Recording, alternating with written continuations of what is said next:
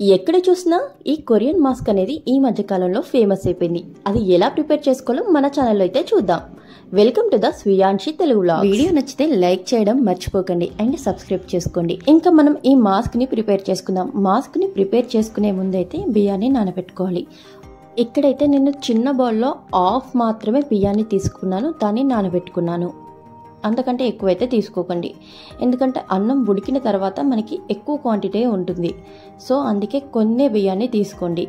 And ఇక్కడ అవిసె గింజలను అయితే వాడుతున్నాం. దీన్నే ఫ్లాక్స్ సీడ్స్ అంటారు. ఈ ఫ్లాక్స్ సీడ్స్ వచ్చేసి ఒక 2 స్పూన్స్ లేకపోతే 3 స్పూన్స్ అంతే యూజ్ చేయండి.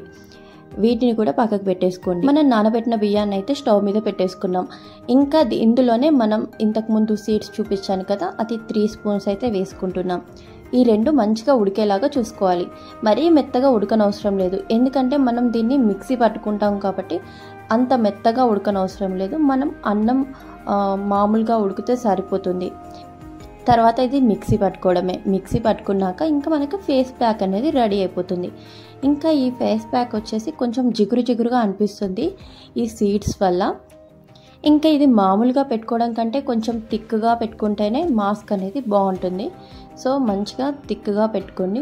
ఇంకా అలా పెట్టుకున్నాక ఒక 15 మినిట్స్ అయితే అలానే ఉంచండి. 15 మినిట్స్ తర్వాత మనకి స్కిన్ అనేది మంచిగా ఆరిపోయిన తర్వాత అయితే నేను చూసిన వీడియోస్లో అయితే వాళ్ళైతే చాక్ అంటే ఆ షేప్లో ఉన్న దాంతో తీసేశారు. సో మేము కూడా అలానే తీసి చూద్దామని తీసామన్నట్టు ట్రై చేసాము. ఎంత తీసినా కూడా అదైతే నార్మల్గా రాలేదు.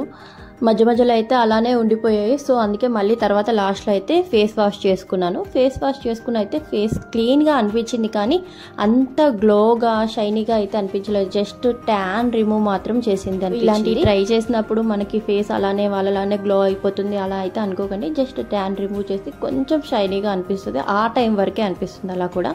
సో ఇలాంటి వీడియోస్ కావాలంటే నా ఛానల్ని సబ్స్క్రైబ్ చేసుకోవడం మర్చిపోకండి.